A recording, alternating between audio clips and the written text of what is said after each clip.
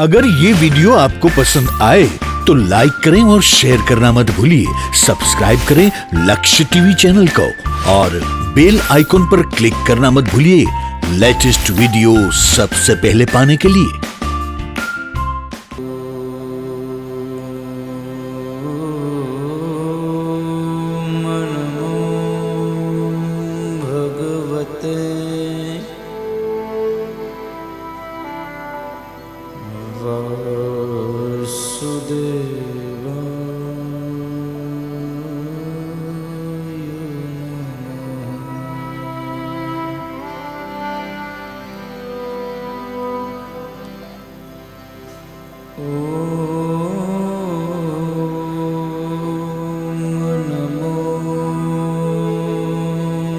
भगवते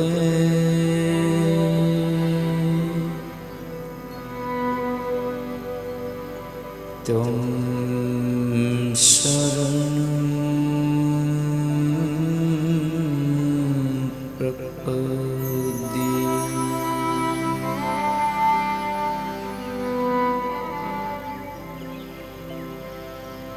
वक्रतुण्ड महाकाय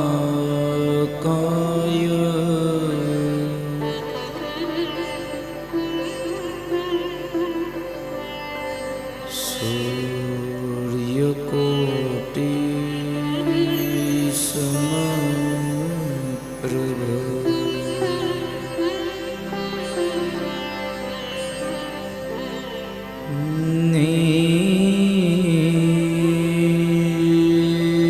निर्विघ्नं कुरु मे देव।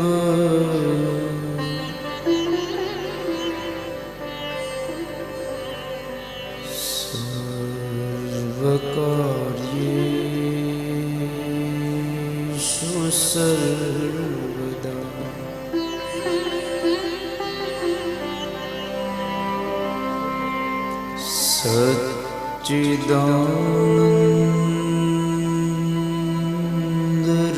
सच्चिदानन्दरूपाय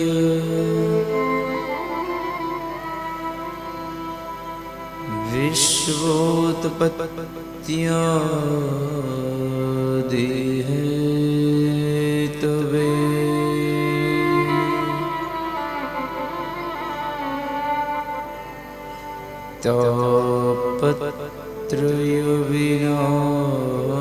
तापत्रयविनाशाय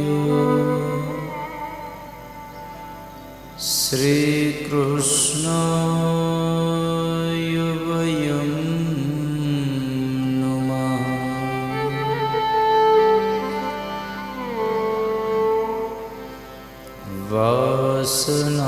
वासनात् वासुदेवस्य वासितं भुवनत्रयम्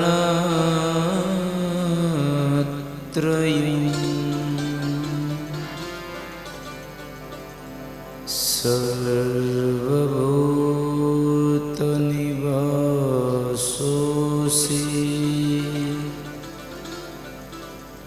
वासुदेव नमोऽस्तुते।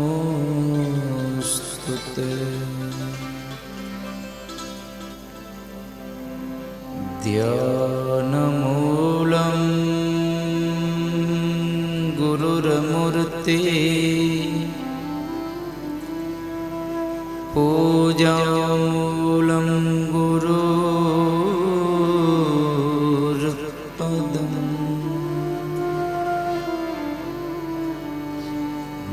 मन्त्रमूलं गुरुर्वाक्यम्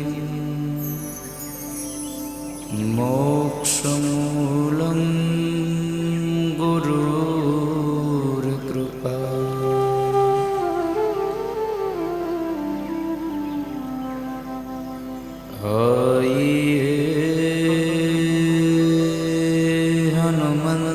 हनुमन्त विराजे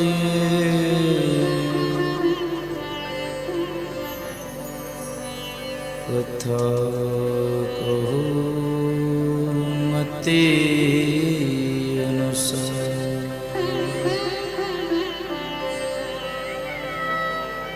પ્રેમ સહિત ગાદી ધરાવો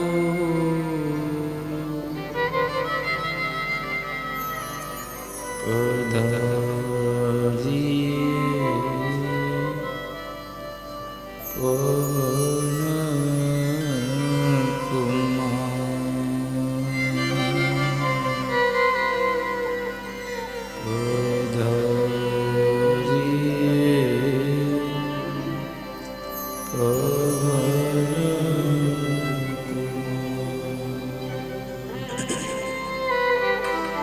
બોલે શ્રી ભાગવત ભગવાન કી જય.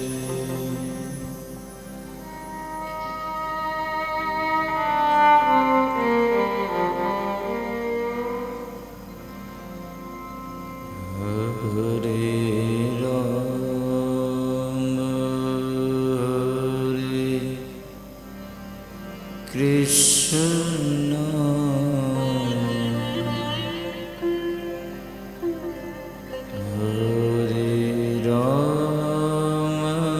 હરે કૃષ્ણ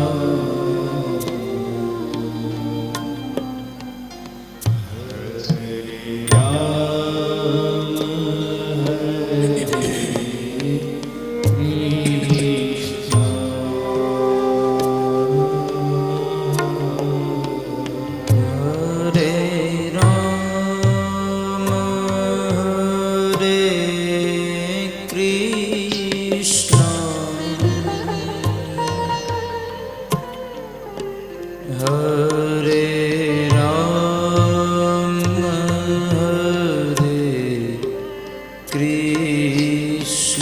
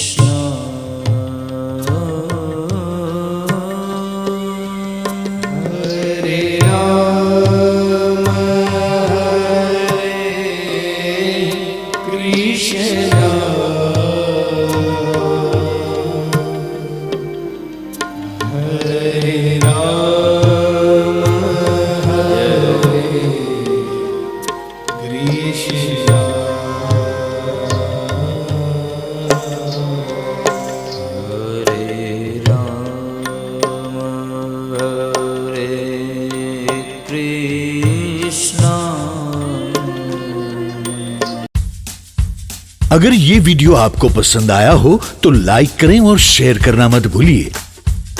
सब्सक्राइब करें लक्ष्य टीवी चैनल को और बेल आइकॉन पर क्लिक करना मत भूलिए लेटेस्ट वीडियो सबसे पहले पाने के लिए। हरे राम हरे कृष्ण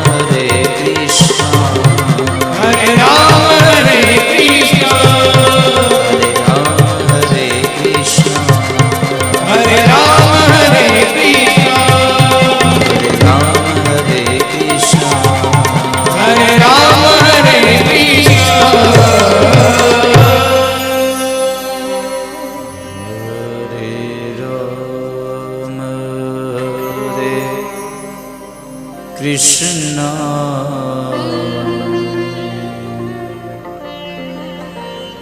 हरे राम हरे कृष्ण हरे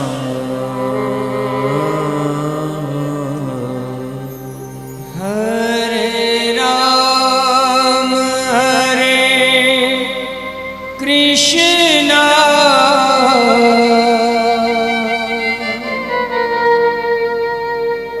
हरे राम हरे कृष्ण। बोली श्री द्वारिकाधीश की रामचंद्र भगवान की उमापति महादेव पवन सुत हनुमान महाराज की सदगुरु भगवान की जय। प्रेम से बोलो नमः पार्वती पतये। हर हर महादेव।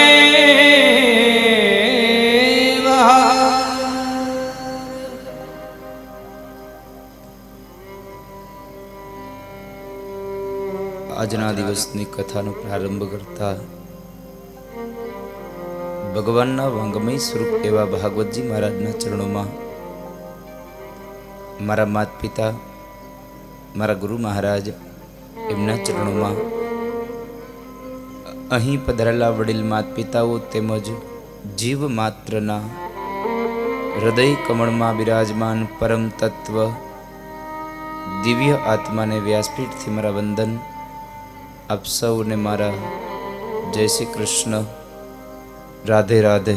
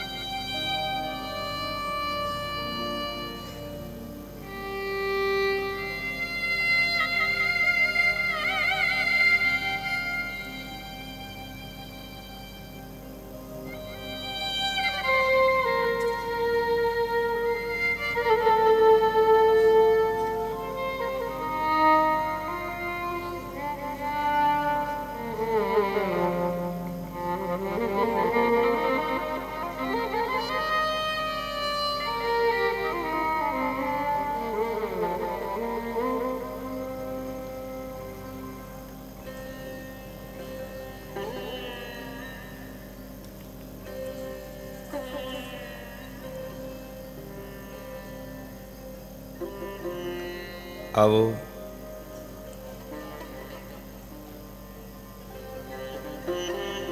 સાત દિવસીય શ્રીમદ ભાગવત મહાપર્વના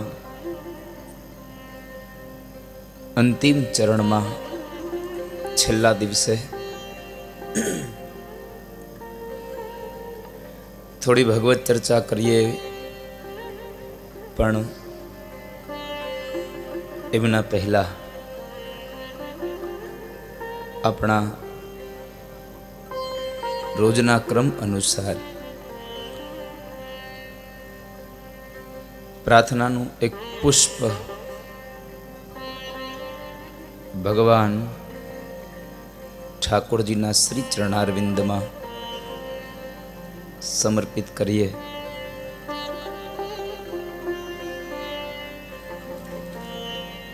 છ દિવસથી ગાતા હતા, આજે સાતમો દિવસ. આ કાલિંદી ધામમાં સાથે બેસી અને ગાવાનો છેલ્લો દિવસ. તો આપ સૌ લોકો પૂરા ભાવથી કૃષ્ણને પુકારજો અને પ્રાર્થના કરીશ મારી વ્યાસપીઠથી કે બની શકે તો આજ અહીંયા કથા વિરામ લે છે. આજ છેલ્લી વાર સાથે મળીને ગાઈએ છીએ, પણ આવતીકાલથી વધીને 5 મિનિટ થશે. પણ શક્ય હોય તો સવારમાં ગોવિંદ દામોદર સ્તોત્રનો પાઠ કરી અને પોતાના દિવસનો પ્રારંભ કરવો બાપ, જેથી કરી ઠાકોરજીની કૃપા આપણા ઉપર વરસતી રહે. પણ આજ बड़े भाव के साथ गाइए, पुकारिए कृष्ण को. करारविंदे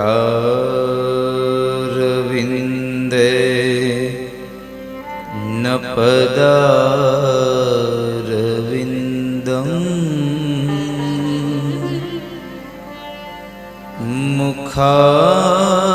મુખારવિંદે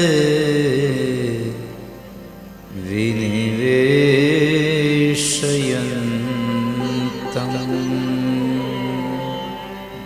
વટસ્ય પત્રસ્ય પુટે શયાનમ બાલમ મુકુંદમ મનસા સ્મરામિ. શ્રી કૃષ્ણ ગોવિંદ હરે મુરારે હે નાથ નારાયણ વાસુદેવ જીહવે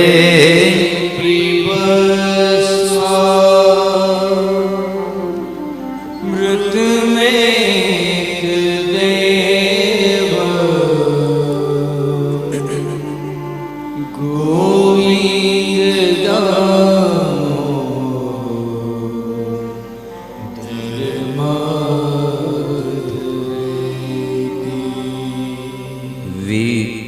વિક્રેતુ કામા કિલ ગોપકન્યા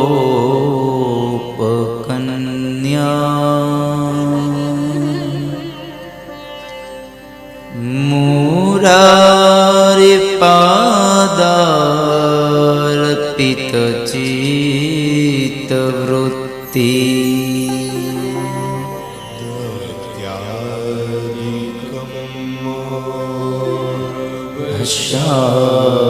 શાદવોચ્ચ ગોવિંદ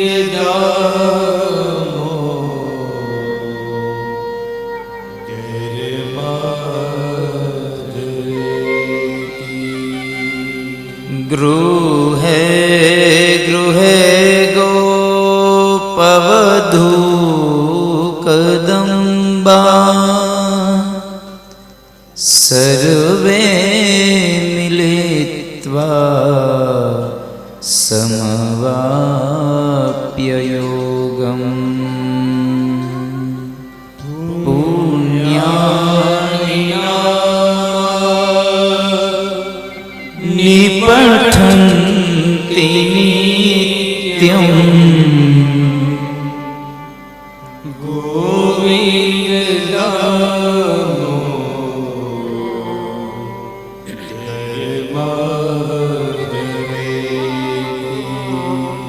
સુખમ શયાન નિલયે નિજેપી નામાનિ વિષ્ણુ પ્રવદન્તિ મર્ત્યા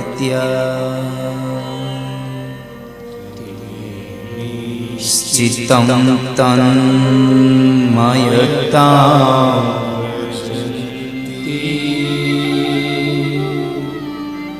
ગોવિંદ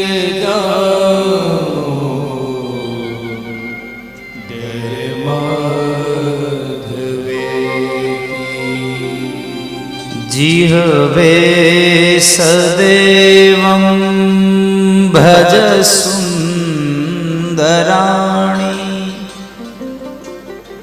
નામાનિ કૃષ્ણસ્ય મનોહરાણી સમસ્ત ભક્ત્યાર્તિ વિનાશનાની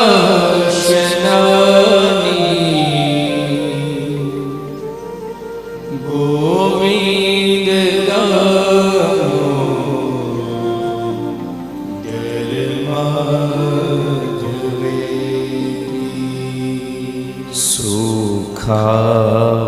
સુખાવસાને ઇદમેવ સારં દુઃખાવસાને ઇદમે વગ્નેયમ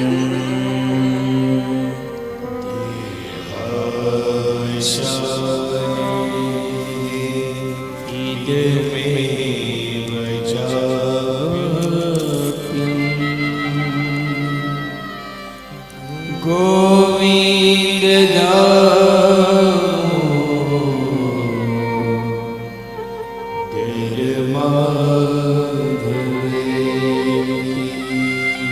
શ્રી કૃષ્ણ રાધા વરગોકુલેશ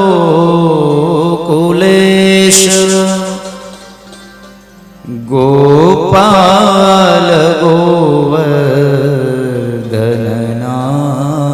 વિષ્ણુ જીહવે પીબસ્વ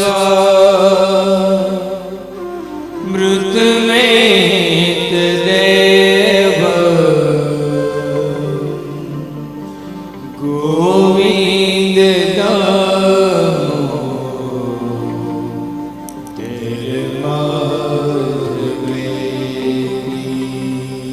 ગોવિંદ દામોદર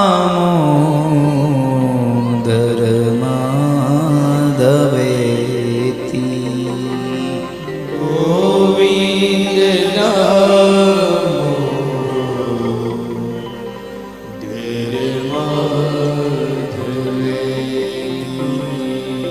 ગોવિંદ માધવ સ્તોત્રનો પાઠ જે પ્રેમે કરે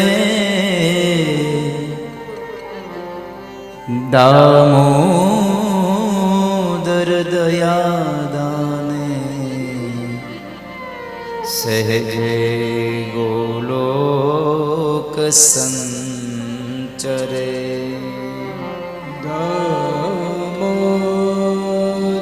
દયાદાને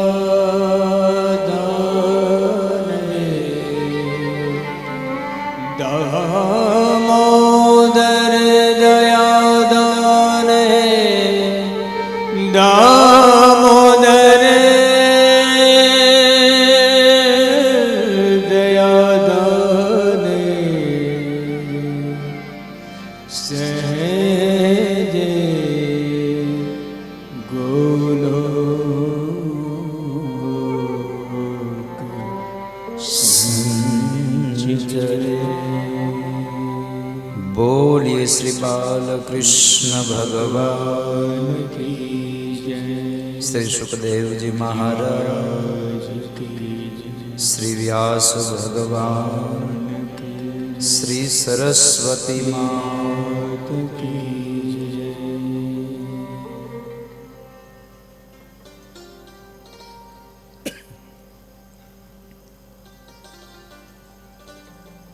સુરત શહેરના આંગણે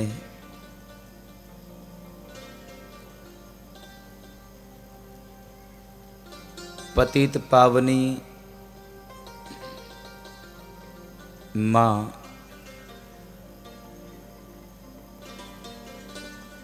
તાપીના કિનારે કાલિંદી ધામમાં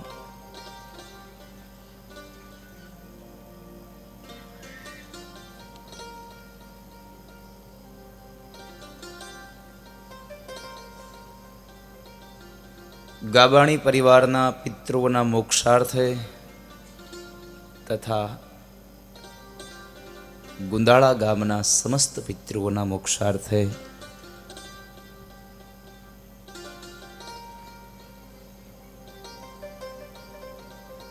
સાત દિવસીય શ્રીમદ ભાગવત મહાપર્વ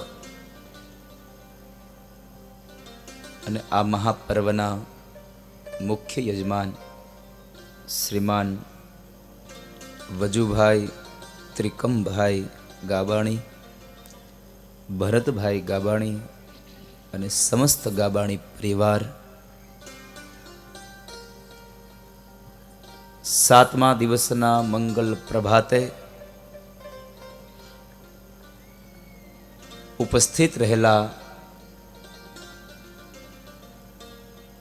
તમામ મહેમાનશ્રીઓ, વડીલો, માતાઓ તેમજ લક્ષ્ય ટીવી ચેનલના માધ્યમથી આ કથાનું રસપાન કરી રહેલા તમામ ભાવિક ભક્તોનું ગાબાણી પરિવાર હાર્દિક સ્વાગત કરે છે અને આપ બધાને યજમાન પરિવારના વ્યાસપીઠ તરફથી જાજા કરીને જય શ્રી કૃષ્ણ.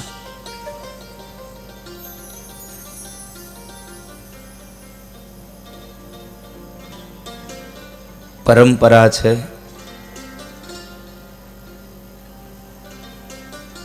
કે કોઈ આપણને જય શ્રી કૃષ્ણ કરે તો સામું જય શ્રી કૃષ્ણ બોલવું, કોઈ રામ રામ કરે તો રામ રામ કરવું.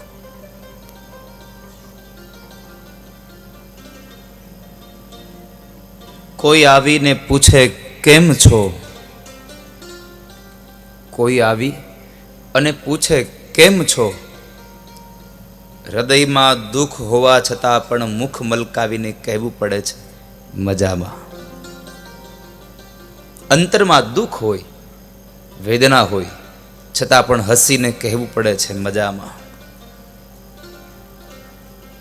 જો કેમ છો પૂછવાનો જવાબ પણ કોઈ પણ પરિસ્થિતિમાં હોઈએ છતાં પણ મજામાં છીએ એવો પ્રત્યુત્તર આપતા હોઈએ તો મેં તમને ક્યાં પૂછ્યું છે તમે કેમ છો? મેં તો તમને કહ્યું છે જય શ્રી કૃષ્ણ.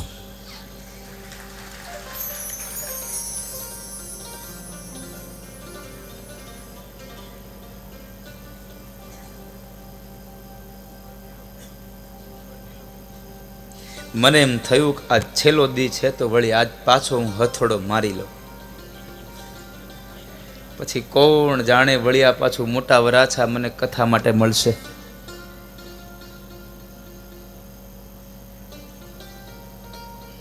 હવે સુરતમાં વરાછામાં કથા કઈ થશે ને નક્કી નથી. સુરતમાં કથા છે પણ એમાં આપણા વરાછામાં, જો કે આમ તો વરાછા કહેવાય છે પણ હવે ધીમે ધીમે મને લાગે છે આપણે સૌરાષ્ટ્ર કરી નાખવું જોઈએ આને.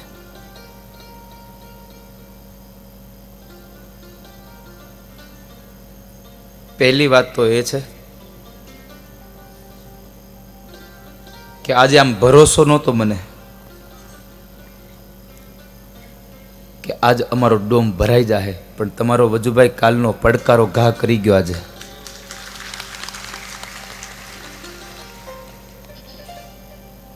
આજે ડોમ ભરાઈ ગયો. નહીં તો હું આગલા દિવસે આમ જાહેરાત કરતો હોઉં કે પહેલા દિવસે પોથીયાત્રા બહુ ભવ્ય બને એવી ઈચ્છા પરિવારની હોય, પણ છેલ્લા દિવસની પોથીયાત્રા ઠાકોરજીના વિદાય સમારંભ બહુ સારો જાય, બહુ ભવ્ય બને, ખૂબ લોકો જોડાય એવી ઈચ્છા મારી હોય. હવે હું જાહેરાત કરું ને એટલે બહુ મોટી સંખ્યામાં લોકો જાહેરાતને લઈ અને છેલ્લા દિવસે પોથીયાત્રામાં જોડાતા હોય. પણ આજે મને આનંદ થયો કે આજ મારી 101મી કથા જ્યારે વિરામ લેવા જઈ રહી છે ત્યારે વગર આમંત્રણે આખો ડોમ ભરાયો છે. બાપ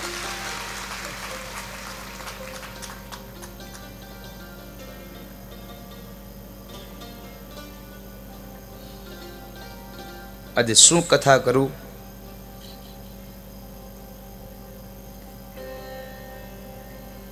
એનો વિચાર નથી ચડતો.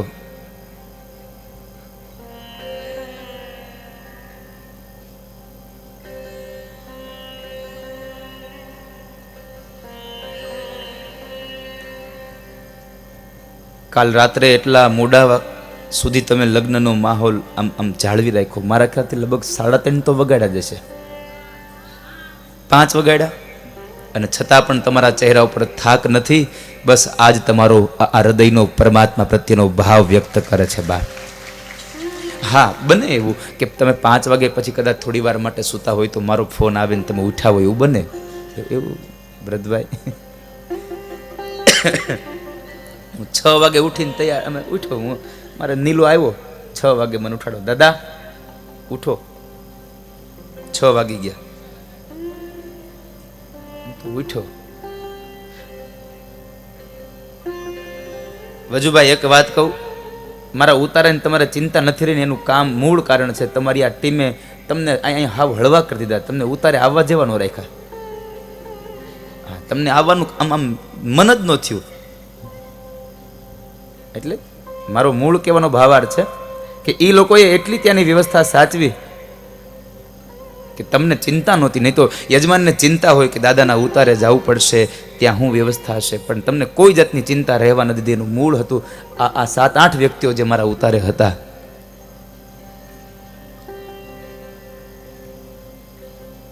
કાલ અમારે એ લોકો હવા તેણે ગયા, અહીંથી એમ 1:30 વાગે વહી ગયા, એ હવા તેણે ગયા, અને તોય પાછો સવારમાં 6 વાગ્યામાં આવીને મને હડબડાવ્યો, દાદા ઊભા થાવ.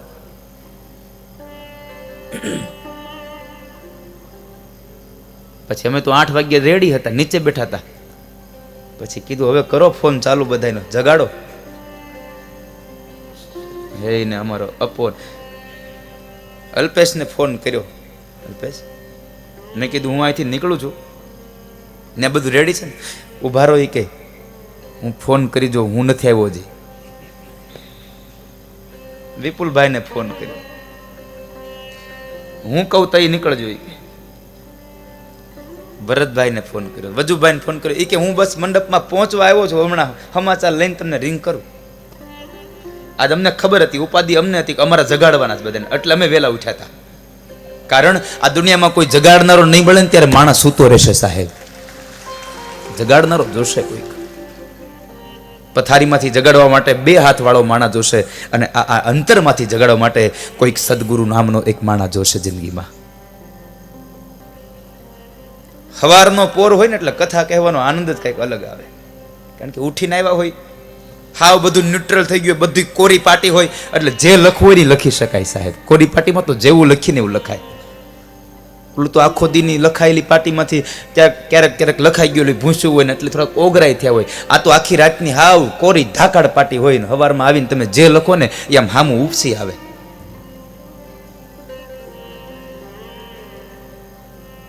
એટલે તમે આટલી મોટી સંખ્યામાં અહીંયા ઉપસ્થિત થયા છો, એટલે તમે હવને માટે એક વખત તાળી વગાડી દો.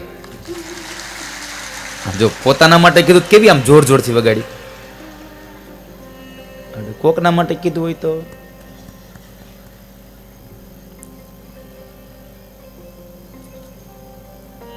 ખેર બાપ. આજ મારે તમને થોડી કથા રિવર્સ લઈને, ગઈકાલનો જે પ્રસંગ અને એ પ્રસંગમાં તમને ખબર છે મારે આજ કઈ કથા કરવાની બાકી રહી હતી ગઈકાલની? કેટલા લોકોને ખબર છે મારે તમને આજે હું કથા કરવી હતી? હવે અમારે ધ્યાન રાખવાનું, તમને હું કામ બહેરા છે? એકાદ બે જવાબ મને કોઈક આપો. મારે તમને કઈક કથા કરવાનું મેં તમને આપ્યું હતું, કોણ જવાબ આપશે? ચલો, છે કોઈ? હા ચલો જવાબ આપો. કોણ? કૃષ્ણ સુદામાની. વાહ, ધન્યવાદ, તાળી વગાડો એના માટે. બીજું કોઈ? હા બોલ.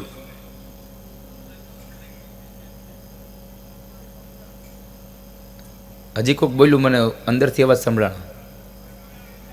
કન્યા વિદાય. હાલો પછી. ધન્યવાદ, તમારા માટે હું તાળીઓ વગાડું બા. આને કથા બેઠી. આમાં મેં ગઈકાલે વાત કરી હતી કે હું તમને જાન આવી ગઈ હતી ને સમય થોડો વિલંબ થયો હતો, એટલે હું તમને રૂકમણીનો ભગવાન શું કામ લેવા આવ્યા ને એની વાત મારે તમને કરવી હતી. શા માટે કૃષ્ણ રૂકમણીને લેવા આવ્યા છે?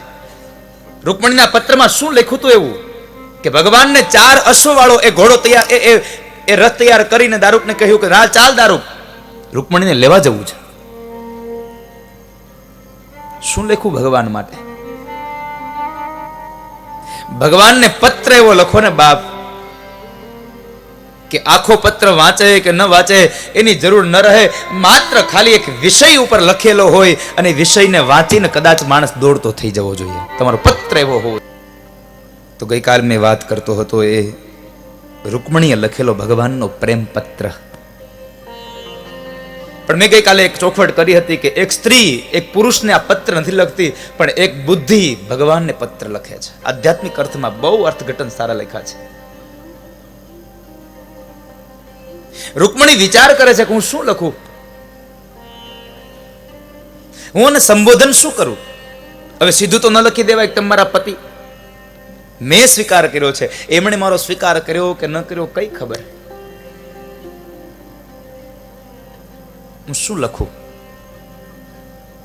બહુ વિચારો કર્યા પછી લખ્યું. શ્રુતવા ગુણાન ભુવન સુંદર શૃણવતાંતે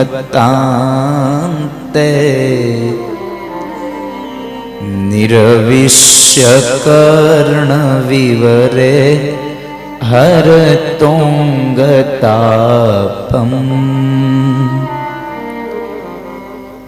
રૂપમ દ્રશામ દ્રશીમતા અખિલાર્થલાભમ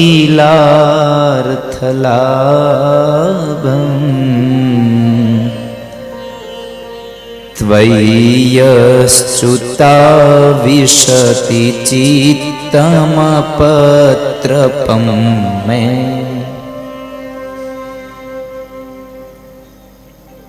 ભગવાનને સંબોધન કર્યું, પ્રભુ હે ભુવન સુંદર, ન લખ્યું કૃષ્ણ હે પ્રિય, કશું નહીં. સંબોધન કર્યું હે પ્રિય, હે ભુવન સુંદર. સાંભળો. શ્રુતવા ગુણાન ભુવન સુંદર શૃણવતાંતે. રૂકમણીનો પત્ર છે.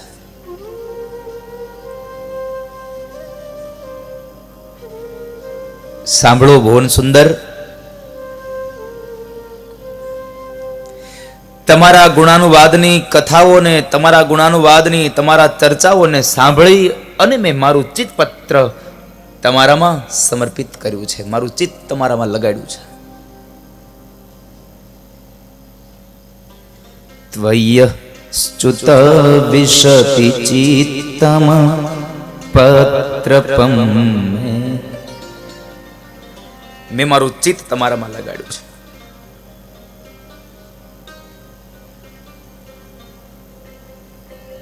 અને તમારા ગુણોની કથાને સાંભળી અને મારું મન તમારામાં લાગ્યું છે.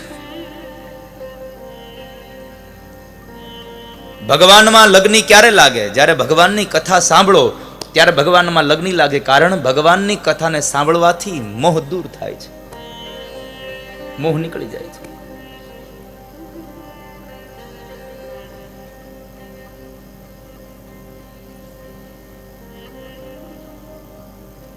રૂકમણીએ પહેલા શ્લોકમાં લખ્યું કે હે ભુવન સુંદર, મેં તમારી કથા સાંભળી અને મારું ચિત્ત તમારામાં લગાડ્યું છે. અને પછી બીજા શ્લોકમાં સંબંધને નામ આપ્યું. પહેલા શ્લોકમાં નામ ના આપી દીધું, બીજા શ્લોકમાં સંબંધને નામ આપ્યું છે કે મેં તમારી અંદર શા માટે ચિત્ત લગાડ્યું. તો સાંભળો તમે, હું તમને શા માટે વરવા માંગુ છું, સાંભળો તમે. કાત્વા મુકુંદ મહતી કુલશીલ રૂપ વિદ્યાવયો દ્રવિણ ધામ ભીરાત્મતુલ્યમ ધીરાપતિમ કુલવતી ન વૃણીતકન્યા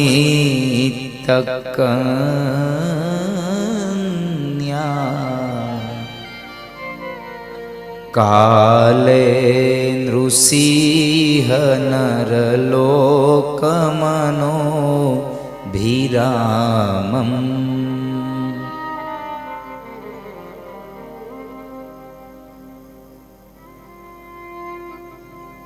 પ્રભુ, મેં તમારી અંદર 7 ગુણો જોઈ અને પછી મારું ચિત્ત તમારામાં લગાડ્યું છે. દીકરીનું જ્યારે વેવિશાળ કરવાનો સમય થાય, આ રૂકમણીએ કેટલા હજારો વર્ષ પહેલા આ કળિયુગના માટે થઈને આ શ્લોક લખ્યો છે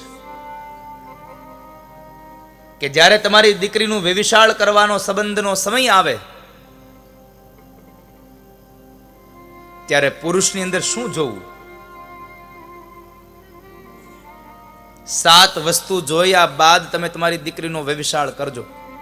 બહુ સુંદર આ શ્લોક રૂકમણીએ હજારો વર્ષ પહેલા આ કળિયુગના જીવાત્માઓ માટે લખ્યો છે. પહેલી વાત કરી, પ્રભુ મેં પેલું વેલું તમારું કુળ જોયું છે.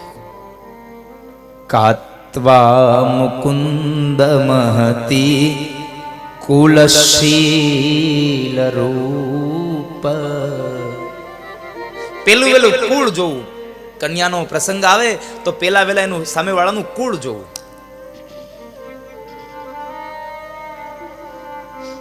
કુળ જોયા પછી એનું શીલ, એનું ચારિત્ર, કુલશીલ, અને ત્રીજા સ્થાને રૂપ જોવું.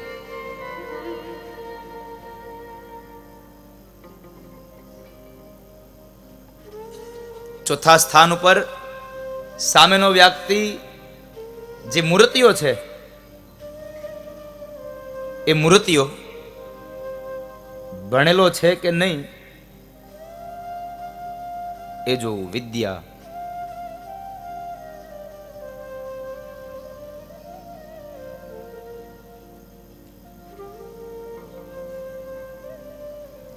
ચોથા સ્થાન ઉપર વિદ્યા જોવી. પાંચમા સ્થાન ઉપર એની વય, એની ઉંમર જોવી.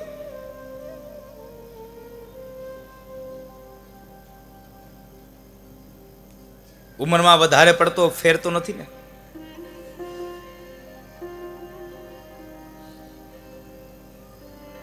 અને છઠ્ઠા સ્થાન ઉપર એનો પૈસો જોવો.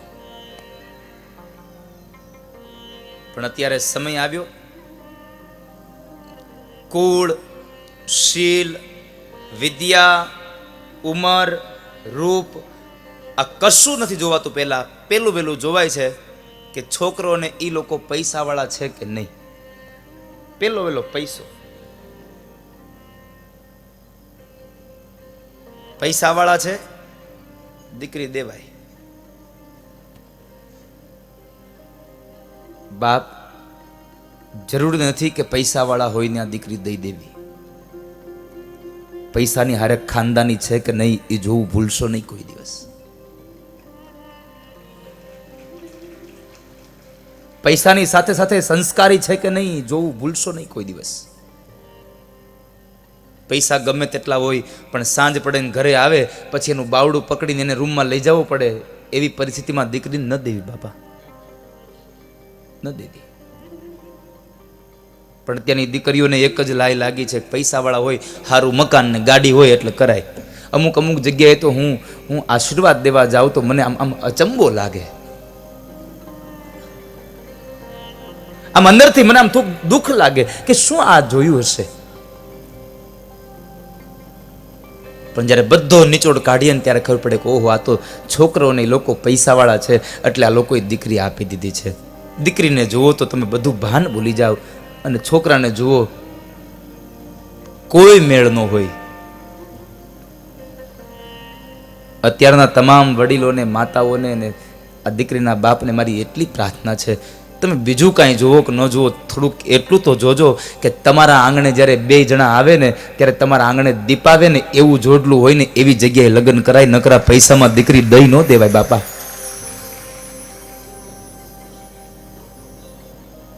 પણ હવે તો જોણ જેમ દિવસો જાય એમ ઊંચા થતા જાય.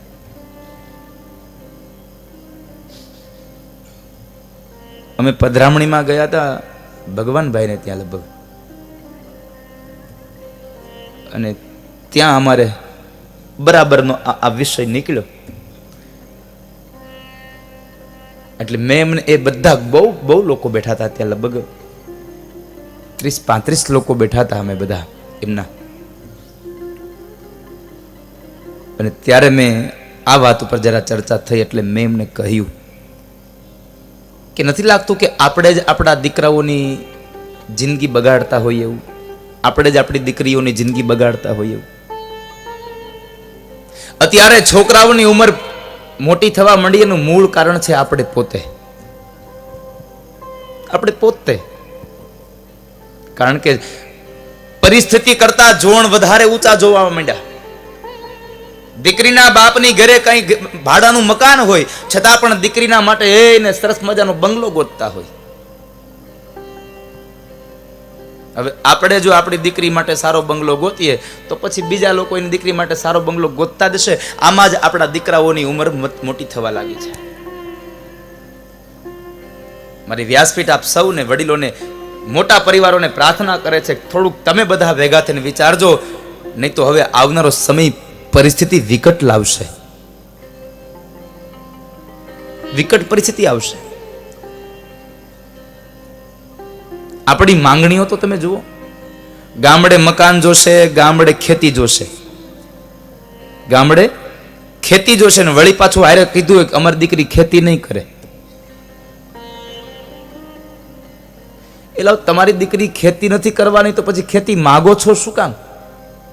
આપણે પૂછીએ ને કે તો તમારે ખેતી જ કરવી નથી તો પછી ખેતી વાળું શું કામ ગોતો છો? તો કહે છે કે કદાચ શહેરમાં ધંધો ન આવેલો હોય તો બાપ દાદાની હોય તો ખેડીને ખાવા થાય ને. ખેડીને નહીં સાહેબ, હું વ્યાસપીઠથી ભરોસા સાથે કહું, તમે વ્યાજે રૂપિયા લઈને સિટીમાં રહો, બાકી તમે ગામડે નહીં જાઓ તમે. આપણે શહેરના જીવડા થઈ ગયા.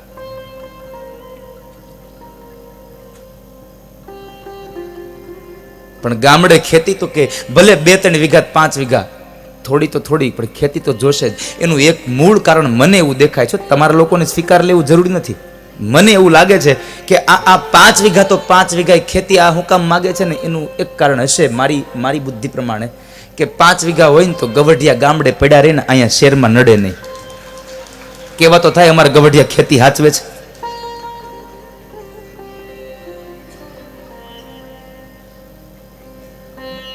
હા, પણ તમારે ખેતી તમારી દીકરી કરવાની નથી, કોઈ દી ખેતરે, અમારી ઘરે કોઈ દી ખેતરે નથી ગયો એટલે એને આવડશે નહીં. તો નથી આવડતું તો તમારે ખેતી કરવી છે હું, એ શું કરશે?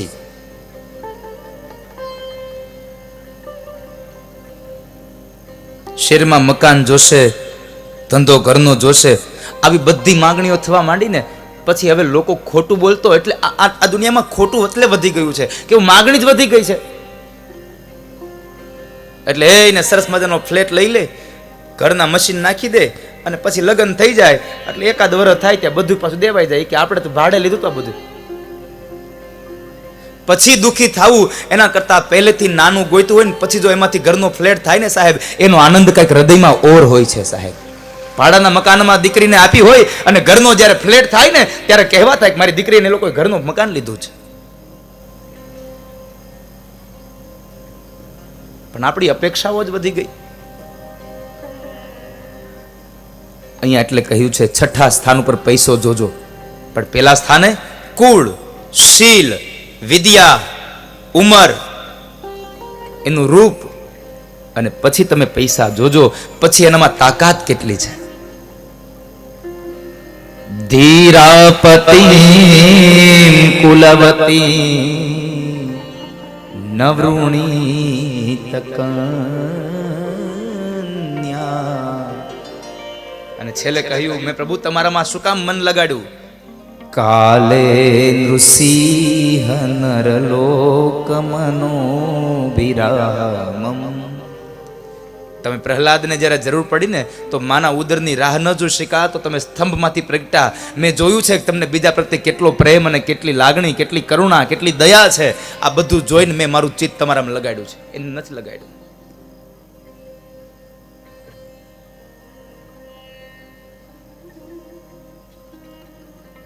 આટલું કહ્યા પછી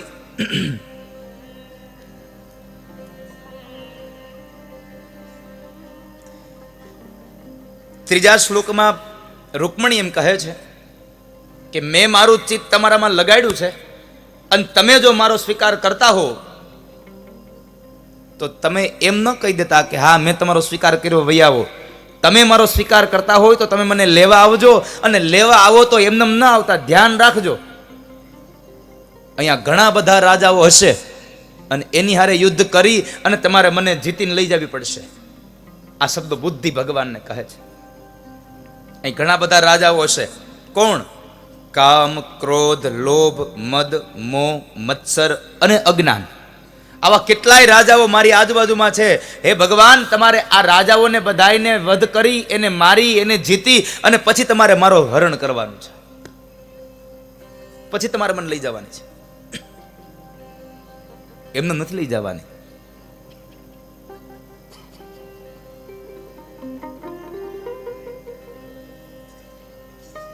લેવા આવો તો જરાક વિચારીને આવજો. તમે છો આપ પુરુષ, એમાં સિંહ પુરુષ છો, પણ જરા વિચારજો. અહીંયા ખાંડાના ખેલ છે. આટલું કહ્યા પછી પણ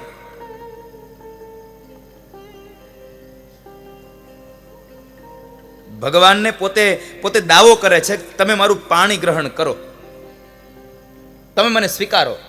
આવો દાવો કરે છે. પણ આ જીવાત્મા, આ બુદ્ધિ ભગવાનને ક્યારે દાવો કરી શકે? જ્યારે એને કોઈ સત્કર્મ કર્યા હોય,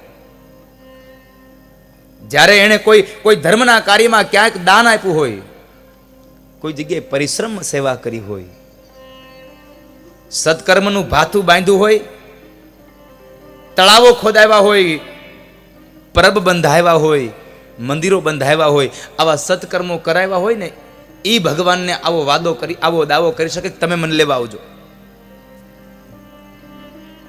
અહીંયા રૂકમણીએ સાધના કરી, લૌકિક માટે નહીં, અલૌકિક માટે. ભગવાનને પ્રાર્થના કરી કે તમે મને લેવા આવજો. અને સમજી વિચારીને ભગવાનને આગળના શ્લોકમાં લખીને દીધું. માય કાંગલાના ખેલ નથી, બહુ બધા રાજા બેઠા હશે, સમજી વિચારીને આવજો. ભગવાનના તાકાતને એને બિરદાવી, એમાં પુરુષત્વને જાગૃત કર્યું છે. પણ એક શ્લોકમાં બહુ સુંદર શબ્દ માં રૂકમણી ભગવાનને લખ્યો છે કે તમે મને જો લેવા માટે આવવા માટે તૈયાર થતા હોય તો હું તમારી મદદ કરી શકું, પણ તમે લેવા આવો તો જેવાન તેવા ટાઈમે ન આવતા હો. આ બુદ્ધિ ભગવાનને કહે છે કે તમે મને લેવા આવો. હે જીવ ભગવાનને કહે છે, પ્રભુ તમે મને લેવા આવો તો જેવાન તેવા ટાઈમે ન આવતા. કે હું હોસ્પિટલની પથારીમાં પડ્યો હોઉં, માંદગીમાં સપડાણો હોઉં, બીમાર થયો હોઉં, મારું શરીર કામ કરતું ન હોય, આવી પરિસ્થિતિમાં નહીં.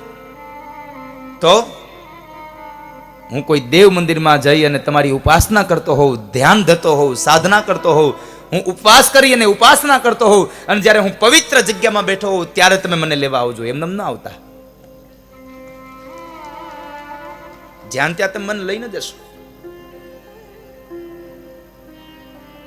अगर ये वीडियो आपको पसंद आया हो तो लाइक करें और शेयर करना मत भूलिए. सब्सक्राइब करें लक्ष्य टीवी चैनल को. हाँ, और बेल आइकॉन पर क्लिक करना मत भूलिएगा लेटेस्ट वीडियो सबसे पहले पाने के लिए.